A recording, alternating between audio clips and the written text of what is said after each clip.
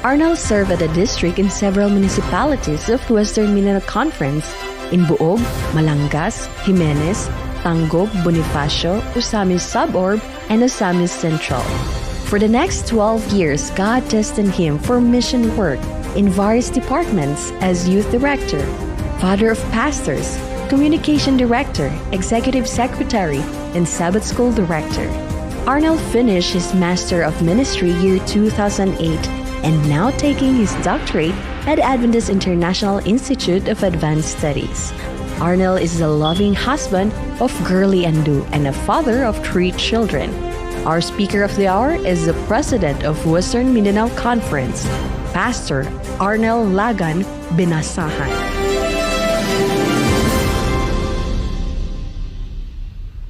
Kumusta kamo niini nga gabi mga kapaglaom? Dalaygon kayo ang Dios nga naghatag nato og laing kahigayunan nga makabadayon kita sa atong pagtuon sa iyang mga pulong diha sa balaang kasulatan. Nining taknaa atong ipadayon ang pagtuon sa balaang kasulatan, pinaagi nining lain na usab nga topiko nga naguluhan ang balaod sa Ginoo mulungtad hangtod sa walay katapusan. Karon atong tan-awon kung hangtod kanus-a kining balaod nga gihatag sa Dios alang sa tao. Mo'y hinungdan nga kining balaod nga maghatod nato kang Ginoong Hesus.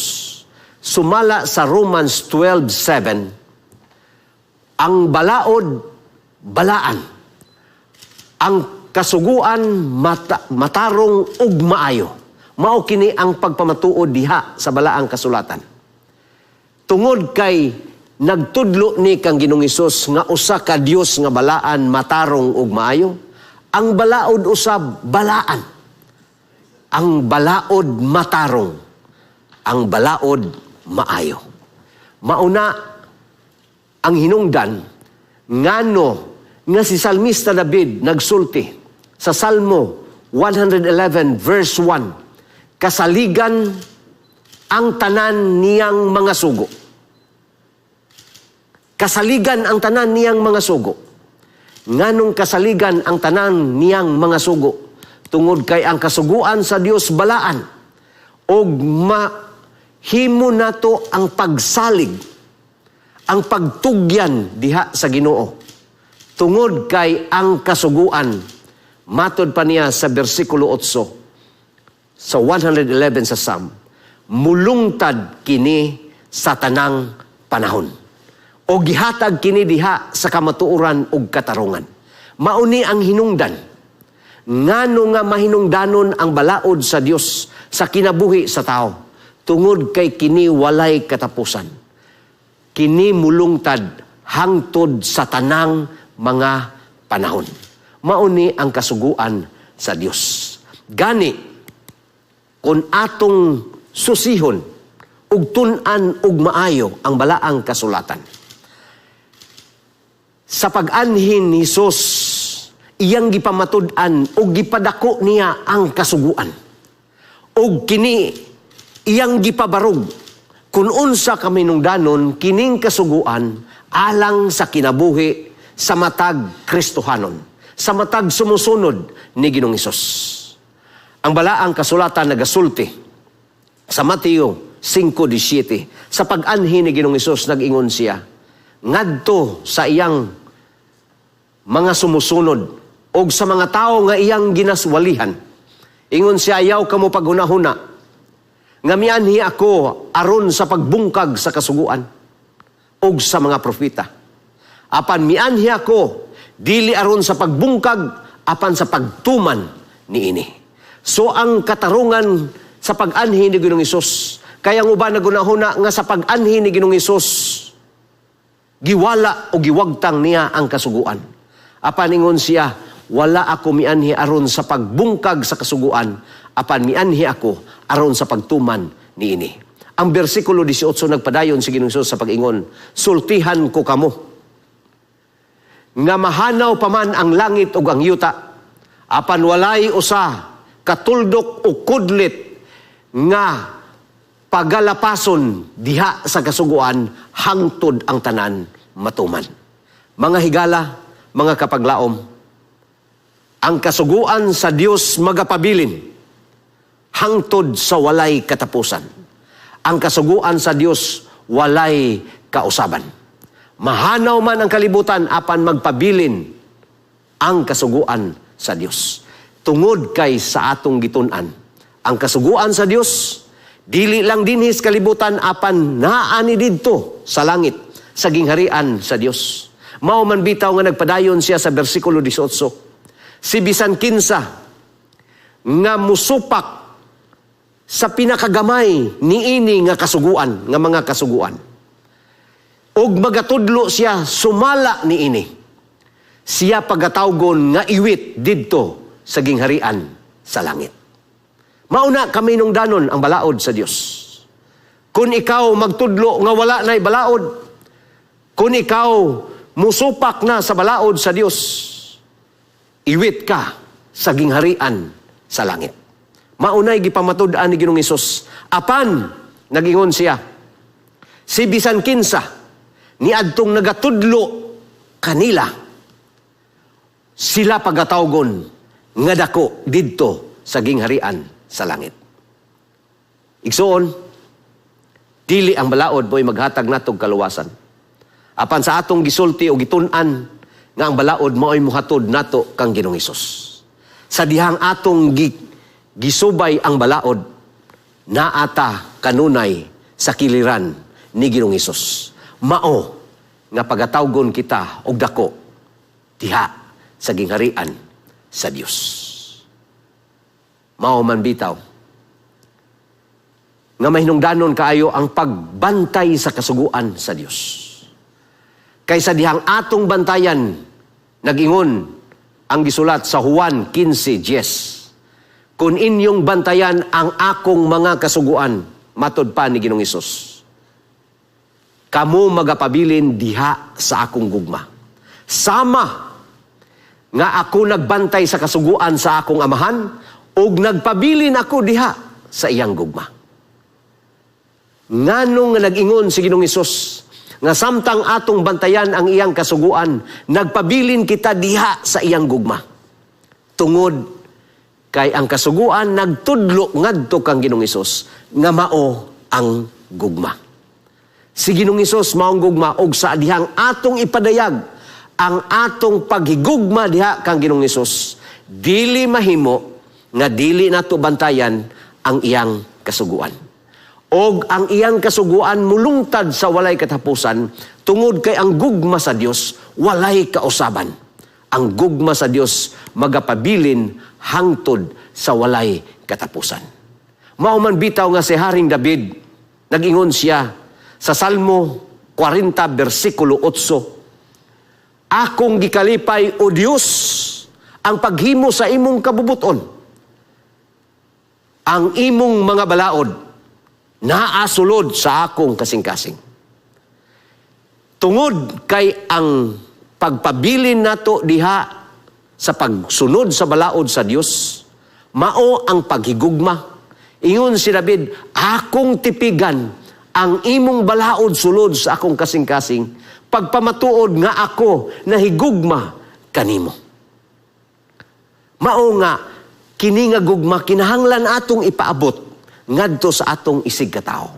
Kining pagtuman sa balaod, mauni ang pagpaabot nato sa atong gugma ngadto sa atong isig katao. Nagingon ang Galacia 6 bersikulo 2 sa sinulat ni San Pablo, mag-inantusay kamo sa usa ug usa, aron matuman ninyo ang balaod ni Ginoong Hesus. Mag-inantusay, magpinasanay kita sa usag-usa, magbinatiay kita sa usa ug usa. Kay mauni ang pamaagi nga atong gituman ang balaod ni Ginoong Hesus. Atong gituman. Unsay giingon ni Santiago sa Santiago 2 bersikulo 8, kung inyong tumanon, inyong i-fulfill ang harianon nga balaod sumala sa kasulatan, kinahanglan imong higugmaon ang imong silingan sama sa imong kaugalingon. Ang atong paghigugma, atong ipaabot, sama nga atong gigugma ang atong kaugalingon, ipaabot nato ngadto sa uban. Sa walay pagpihig, gani, niya ang gisulti ni Santiago, nga matod pa sa bersikulo 9 sa kapitulo 2, kung ikaw magpakita og pagpihig, pagpasulabi sa uban, ikaw nakasala. Og ikaw pagahokman sa balaod nga malinapason. Tanawa ang gisulti sa balaang kasulatan. Mao nang gisulti nga kinahanglan ang atong pagtagad sa atong isikatawo parehas, patas. Kay kung doon natay pagtagad nga gipasulabi nato ang uban, ingon ang Ginoo, nakasala ta. Og nahokman ta sa balaod nga malinapason sa balaod sa Dios. Ang pagpamatuod mao nga nagapadayon si Santiago sa bersikulo 10. Kay si bisan kinsa nga nagbantay sa tibuok kasuguan, apanapakya siya sa usa ka punto niini, siya mahimong malinapason sa tanan nga kasuguan. Ang pagbantay nato sa kasuguan, iyang gipamatud-an ni Santiago nga kinahanglan ang tanan nga kasuguan atong bantayan. Ang tibuok nga kasuguan sa Dios atong sundon, tungod kay bisan usa niini atong lapason, mahimo tang malinapason sa uban. Mao ang ehemplo nga iyang gipadayag dinhi sa bersikulo 11, nag-ingon siya. Kay kun ikaw muingon, siya muingon, ayaw kamo pagpanapaw. Og siya sad muingon, ayaw kamo pagpatay. Apan, nag-ingon siya, kung ikaw wala manapaw, apan ikaw nakapatay, nahimo kang malinapason sa kasuguan sa Dios. Mao na nga ang paglapas sa usa, sama nga imong gilapas ang tanan. Nag-ingon ka nga wala ko manapaw, apan nagpatay ka, sama ra nga ikaw nanapaw. Busa niya mga kapaglaom.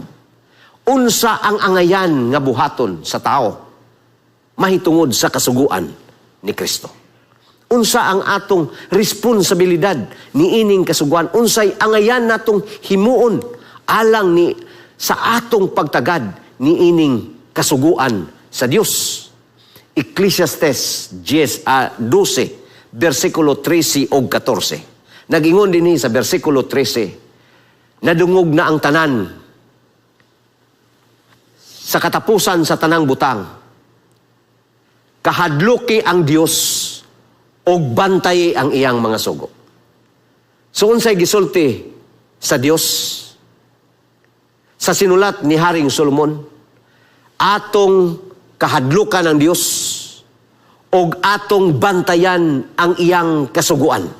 Nganong mahinungdanon nga atong sundon ang kabalauran sa Dios, tungod kay nag-ingon siya, mauni ang tibuok nga katungdanan sa tao. Kabahina sa atong kinabuhi dinhi sa kalibutan, diin atong giila ang Dios nga mao ang atong magbubuhat, mao ang atong manluluwas, mao ang atong provider sa tanang butang nga atong gikinahanglan. Mao'y hinungdan nga ang atong katungdanan mao ang pagbantay sa iyang kasuguan. Nganong mahinungdanon nga atong bantayan ang iyang kasuguan? Tungod kay nag-ingon sa bersikulo 14, kay ang Dios magdala sa matag binuhatan ngadto sa paghukom. Kagabi ako ning gisgutan nga mahinungdanon ni nga butang nga kinahanglan dili nato malimtan. Tungod kay ang basihanan sa Ginoo sa iyang paghukom mao ang kasuguan. Og diha makita kung unsa ang atong relasyon diha kang Ginoong Hesus sa dihang atong gisunod ang iyang kabalauran. Hinumduman nato nga ang matag usa kabinuhatan dadon ngadto sa paghukom, og nag-ingon sa bersikulo 14 sumala sa gisulat ni Haring Solomon, lakip na ang mga butang nga tinago, maayo og daotan.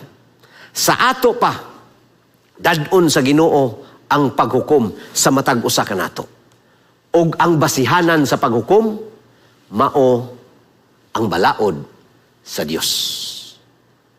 Mateo 5:29. Kamo nakadungog nga kini ginasulti sa mga katawhan sa unang panahon, dili kamo magpatay. Apan, ingon siya, si bisan kinsa nga mupatay, kinahanglan siya mailawom sa paghukom. Mao nga mahinungdanon kayo ang pagsunod sa balaod sa Dios. Tungod kay kita pagahokman, sumala sa balaod sa Dios. Sumala sa napulo kasugo sa Dios. Mao nga, kung dili ta magpatay, atong gipreserbar ang balaod sa Ginoo o ang atong relasyon ngadto sa atong isigataw o ngadto sa atong Dios. Apan, bisan wala ka magpatay, nag-ingon ang bersikulo 22 sa gisulti ni Ginoong Hesus. Sultihan ko kamo, nag-ingon siya. Si bisan kinsa nga masuko sa iyang igsuon nga lalaki o babae, mahimo siyang hukman. Nganuman, nganong mahimo man siyang hinukman kung siya nasuko? Mahimo siyang mahinukman. Tungod kay nagapadayon ang balaang kasulatan, sumala ni Ginoong Hesus. Sultihan ko kamo sa makausapa. Kung ikaw moingon sa imong igsuon nga lalaki o babae, raka, ikaw manubag niini sa hukmanan. Og si bisan kinsa nga moingon buang, ikaw mahiagom sa silot diha sa kalayo. Unsa man ning pulong nga raka. Kung ikaw moingon sa imong igsuon, raka. Ang raka kana bang walay bili. Kung sa atong pinulungan way pulos. Ug kasagara ato ning ginagamit apan alang sa Dios, dili ni siya maayo kay samara nga imong gipatay ang imong igsuon niini. Muingon ka nga buang samara nga imong gipatay ang imong igsuon niini. Way pulos niya kasagara ra ba? Kining pulo nga murag sayon ra nato gamiton diha sa atong mga puluyanan. Mag-away gani ang bana ug asawa, usahay ang asawa nga makapabor mo imingon sa bana wa kay pulos. Or ang asawa mo ingon sa bana wa kay pulos, o ang bana mo ingon sa asawa wa kay pulos. Dili din na maayo nga butang mga kapaglaom. Tungod kay manubag ti ana atubangan sa Dios. Og moingon ka buang-buang ka, manubag ta atubangan sa Dios. Madelikado ta diha sa kalayo nga silot sa mga dautan. Bersikulo 27 nagpadayon si Ginoong Hesus. Kamo nakadungog nga ginaingon, dili kamo manapaw. Apan, ingon siya, sultihan ko kamo nga si bisan kinsa kaninyo nga mutan-aw sa babae nga may pagpangibog sa unod, sala na siya sa sala nga pagpanapaw sa iyang kasing-kasing. So mao na kami hinungdanon ang balaod nga bisan di ay diha pa sa atong una-una, wala pa nato mahimo. Mao na gitawag sa Biblia kaganiha nga mga butang nga tinago. Sumala ni Haring Solomon, mga butang nga tinago nga kinahanglan dadon ngadto sa paghukom, nga bisan kun wala pa ka nakakontak ni anang bayhana, apan naana sa imong huna-huna, nakasala na ka og panapaw diha sa imong kasing-kasing. Hinumduman nato ang matag-usa mo atubang sa hukmanan. Busa kita musulti, sumala sa Santiago 2:12, og kita magbuhat, sumala ni adtong pagahukman sa balaod nga naghatag og kagawasan. Busa kita nga mga Kristohanon, nga nag-alagad kang Ginoong Hesus, nagtuo kang Ginoong Hesus, mahinungdanon di ay, nga kita mag-amping sa atong mga binuhatan. Tungod kay kita pagahukman pinasikad sa balaod sa Dios. Busa, atong nasayran, nga ang balaod sa Ginoo dili pwedeng matapos. Kini magapadayon hangtod sa walay katapusan. Tungod kay wala kini wagtanga ni Ginoong Hesus sa dihang mianhi siya dinhi sa kalibutan. Iyang gipalig-on, iyang gipabarog. Gani ang Isaiah chapter 42 verse 21. Nakapahimuot sa Ginoo tungod sa iyang pagkamatarong ang paghimo sa balaod nga bantugan o dako o mahimayaon. Mauna ang gihimo sa Dios sa iyang kasuguan. Iyang gihimo kini nga dako. Iyang gihimo kini nga mahimayaon. Tungod kay kining balaod, nagtudlo ni mahitungod kaniya. Nagsulti ni mahitungod sa kinaiya sa Dios. Mauning nga sa makadaghan diha sa balaang kasulatan, sa daang testamento, gipadako o gipabarog ang kasuguan. Gitagaan og dako nga importansya. Nganong gikinahanglan ang balaod nga mopadayon hangtod sa walay katapusan, kay mao man ni ang kinaiya sa balaod sa Dios. Una, ang balaod balaan o kinisiya nagtudlo ngadto kang Ginoong Hesus nga usa ka balaan. Ang Romans 12:7 nagingon, busa ang balaod balaan og ang kasuguan balaan matarong ug maayo. Og kining balaod nga balaan, kining balaod nga matarong, nagtudlo ni ngadto kang Ginoong Hesus. Isaiah 5:15 nagingon, ang Ginoo balaan og siya balaan sa tanan niyang mga matarong nga buhat. Mauni ang balaod. Kung ang balaod balaan, tungod kay kini nagtudlo ngadto sa Dios nga balaan. Ang balaod maayo. Nganong maayo ang balaod? Tungod kay nagtudlo ni siya sa Dios kang Ginoong Hesus nga maayo. Nagingon ang Romans 7:12, ang Ginoo, ang balaod maayo. Og ang Lucas 18:19 nagingon, walay usa nga maayo gawas sa Dios. So kung ang balaod maayo, ang Dios maayo tungod kay ang balaod nagtudlo ni ngadto sa Dios. Og mao ni hinungdan ngano nga ang balaod mohangtod sa walay katapusan. Ang balaod hingpit, perfect. Salmo 19:7 nagingon, ang balaod sa Ginoo hingpit. Tungod kay nagtudlo ni, sumala sa Mateo 5:48, mahitungod sa atong amahan nga tua sa langit nga hingpit. Nagingon siya sa Mateo 5, be perfect, magmahingpit ka, sama nga ang imong amahan sa langit hingpit. Ang balaod, gugma. Romans 13:10, tungod niini, ang paghigugma maoy katumanan sa kasuguan. Tungod kay ato ning gisulti nga ang kun atong i-summarize ang balaod sa Dios sa usa ka pulong, this is love. Gugma. So ang balaod katumanan ni ang gugma katumanan ni sa balaod. Ang 1 John 4:8 nagingon din ni God is love.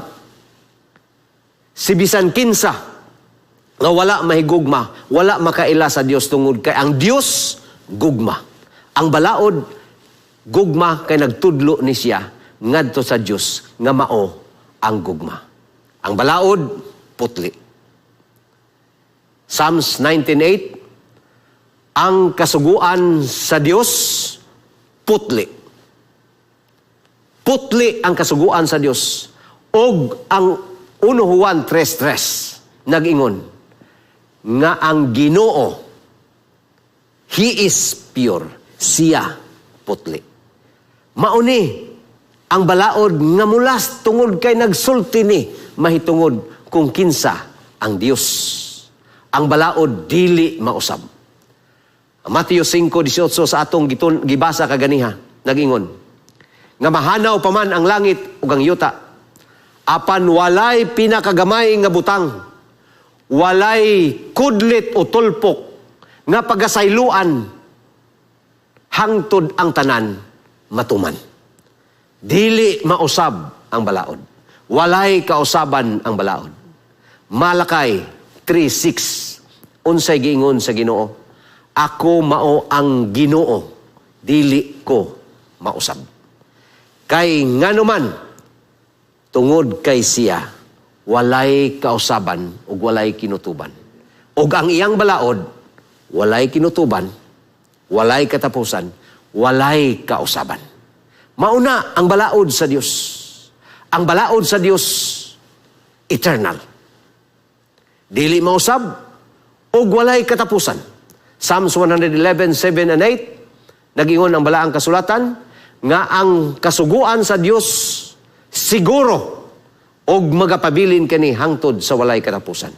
Sama sa Dios nga gipamatud-an ni Abraham, nga matud pa ni Abraham sa dihang nakigsulti siya sa Ginoo og iyang gitawag ang ngalan sa Dios. Matud pa niya, walay katapusan nga Dios. Ang balaod walay katapusan tungod kay nagtudlo ni siya sa walay katapusan nga Dios. Salmo 111 verse 10. Ang pagkahadlok sa Ginoo mao na ang sinugdanan sa kaalam. Ug ang tanan nga mosunod sa iyang kabalauran adunay maayong pagpanabot. Ug kaniya maangkon ang walay katapusan nga pagdayeg. Mao na kami nungdanon ang balaod sa Dios. Kung atong sundon ang balaod sa Dios, makabatunta og maayo nga salabutan. Nagdugang si Haring David sa Psalms 119 verse 7 and 8, akong dayigon ang Ginoo sa katulid sa kasing-kasing, og akong tun-an ang iyang pagkamatarong sa iyang balaod, og akong sundon ang iyang mga kasuguan. Mauni ang hinungdan nganong atong dayigon ang Ginoo, nganong atong alagaron ang Ginoo, atong tun-an ang pagkamatarong sa Dios, ang pagkamatarong sa iyang balaod, ug ato siyang sundon, ug ato siyang alagaron. Nagpadayon siya sa bersikulo 172. Nga unta ang akong mga dila, mag-aawit sa imong pulong. Kay ang tanan nimong mga kasuguan, matarong. Mauni ang pagpadayag sa Dios kung kinsa siya pinaagi sa iyang kasuguan. In fact, sa 1 John 5:3 nagingon, mao kini ang gugma. Ang gugma, mao ang pagbantay sa kasuguan sa Dios. Og ang iyang kasuguan, dili bugat. Nagunahuna ang uban nga ang pagbantay sa sugo, lisod nga himuon. Apan mauni ang pinakasayon nga himuon sa tao, ang pagbantay sa kasuguan sa Dios. Tungod kay sa dihang atong bantayan ang kasuguan sa Dios, mauni ang timailhan nga nagapabilin kita diha sa gugma sa Dios. Nagingon ang Santiago 2:8, kun imong tumanon ang harianon nga kasuguan sumala sa balaang kasulatan. Ikaw maghigugma sa imong silingan sama sa imong kaugalingon. So kung ikaw nagpamatuod nga imong gisunod ang balaod sa Dios, imong higugmaon ang imong silingan sama sa imong kaugalingon. Gani gipalapad pa ni Ginoong Hesus. Dili lang sa imong silingan, apan bisan pa ni adtong mga tao nga wala nimo isipa nga imong silingan. Ang Mateo 5:44 nagingon, apan karon sultihan ko kamo. Higugmaa ang inyong mga kaaway o pag-ampo kamo alang sa mga tao nga nagpasipala kaninyo. Ang extension, mga kaigsunan, sa atong paghigugma, dili lang ni adtong mga maayong tao, dili lang ni adtong mga tao nga nahigugma nato, dili lang ni adtong mga tao nga nagsuporta nato, apan bisan ni adtong mga tao nga wala malipay nato, wala mahigugma nato, ni adtong mga tao nga atong gikonsiderar nga atong mga kaaway. Nganong mahinungdanon nga atong higugmaon ang atong mga kaaway? Tungod kay mao kini ang gihimo ni Ginoong Hesus, ang paghigugma sa tanan sa walay pagpihig. Tungod kay ang balaod sa Dios nagsulti nga ang atong pagtagad sa tanan walay pagpihig ni bisan kinsa, bisan ang atong mga kaaway. Nagingon siya sa 45, aron makita nga kamo matuod nga mga anak sa amahan nga tua sa langit. So mapadayag di ay nga kita nag-alagad sa Dios. Kita mga anak sa Dios, sa dihang atong bantayan ang iyang mga kasuguan. Mauna ang pagpasundayag nga kita nahigugma sa atong isig katao. Ang paghigugma bisan pa sa atong mga kaaway. Unsay gitambag ni Ginoong Hesus sa 5:48 sa Mateo. Kinahanglan magmahingpit kamo, ingon nga hingpit ang inyong amahan nga tua sa langit. Magbahingpit kamo, ingon nga ang inyong amahan hingpit nga tua sa langit. Mahinungdanon kayo, mga kapaglaom, nga atong sundon ang mga kabalauran sa Dios. Mahinungdanon kini sa kinabuhi sa tao tungod kay mao kini ang pagpadayag nga kita nahigugma kang Ginoong Hesus. Mao kini ang pagpakita nga kita nahigugma ngadto sa atong isig katao. Gani nagingon si Juan sa 12:50, og nasayod ako nga ang iyang sugo naghatag og kinabuhing dayon. Nganong naghatag og kinabuhing dayon ang kasuguan? Dili man makaluwas ang kasuguan, mga kapaglaom. Apan nganong nagingon si Juan nga ang pagsunod sa kasuguan naghatag og kinabuhing dayon. Kaysa dihang imong sundon ang gisulti sa kasuguan, walay lain ka nga sangputan tungod kay ihatod ka ngadto kang Ginoong Hesus. Og sa dihang mahatod ka didto kang Ginoong Hesus, makaangkon ka og kapasayloan sa imong mga sala. Makaangkon ta og gugma ni Ginoong Hesus og iyatang suluban sa iyang pagkamatarong og maunay hinungdan nga makaangkon ta sa kaluwasan og kinabuhi nga walay katapusan. Igsoon niini nga gabi, imo bang gusto nga imong maangkon ang kinabuhi nga walay katapusan?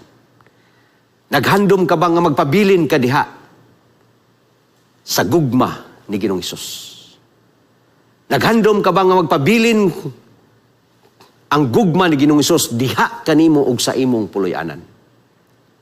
Niini nga gabi, atong itugyan ang atong kinabuhi diha kang Ginoong Hesus. Atong dawaton ang iyang pag-antos dito sa krus. Ang iyang gugma alang kanatong tanan. Og ang pagpadayag sa iyang gugma alang kanato, mao ang iyang kasuguan nga naghatag kanatog kagawasan. Kung mauna ang imong handom, ako kang gihangyo sa pagtindog kauban nako alang sa pinasahi nga pagampo. Magpasalamat ta sa Ginoo tungod sa iyang pagpadayag sa iyang gugma, pinaagi sa iyang mga kasuguan. Magampo ta. Amahan nga balaan, nalipay kami ni ini nga gabi. nga among natun-an na usab ang kamhinungdanon sa imong kasuguan ug ang imong kasuguan mulungtad hangtod sa walay katapusan tungod kay replika kini sa imong kinaya, replika kini sa imong gugma alang kanamo.